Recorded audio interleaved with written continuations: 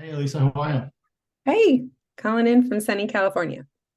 Oh, nice. Hey, I wanted to talk to you about a couple of things today. One, saw the press release from TELUS and the Data for Good program and just the whole idea of certifications around privacy and how they help. And then secondly, the Pew research that just came out on consumer perspectives on AI. Both are interesting developments. Happy to dive in. Yeah, so I love the TELUS thing. Like the quote that I love the most out of that was that it's a benchmark for responsible data stewardship. And at Catch, we've been saying that for a long time. We've kind of seen this with some of our own clients. It's hard to get budget for privacy programs if you think of it as a compliance thing. The longer arc to this has to be responsible use of data. Oh, yeah. So they got ISO certified and have this beautiful ISO privacy certification, privacy by design. And it looks like they're using it to be able to say, here's this data that we've actually de-identified and it's usable. And I think about the fast pass essentially that they're going to be able to do when it comes to privacy due diligence.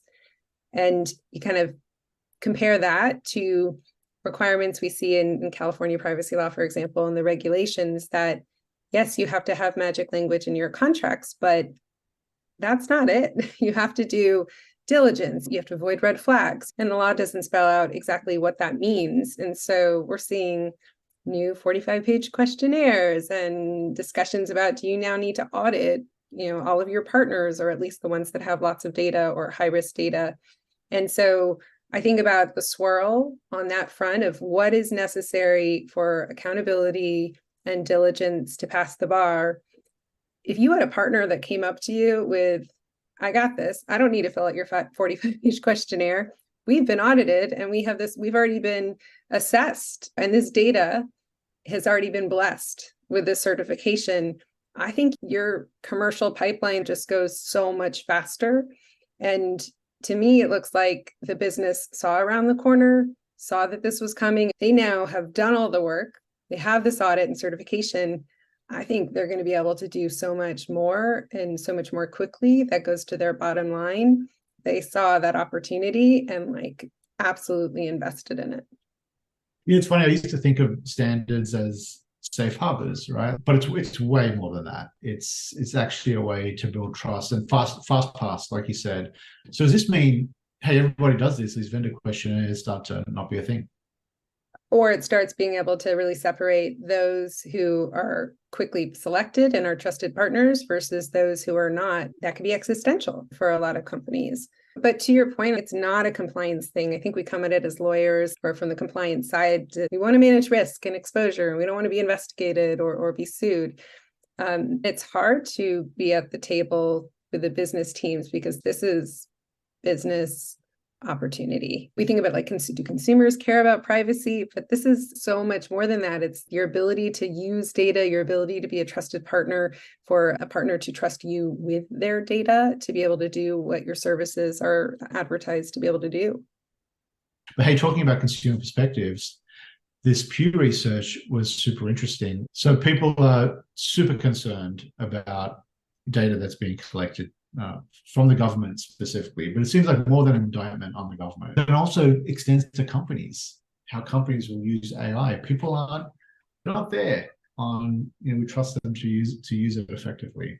There's a lack of trust. And I think we've always had this question about how much do consumers care about privacy, and do they feel resigned that they don't actually have a say in anything, or they're overwhelmed by how many notices one would actually have to read to be able to exercise choice. So you get a lot of criticisms of notice and choice.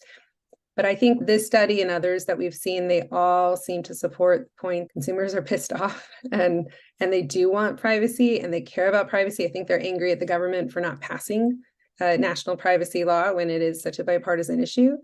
But I think it goes back to the compliance issue. If you look at privacy as a compliance issue, then you're going to get lawyer drafted privacy policies and a footer at the bottom of the page, but it's not a user experience, right? I think these kind of studies hopefully communicate this is an area that's important and companies need to recognize it.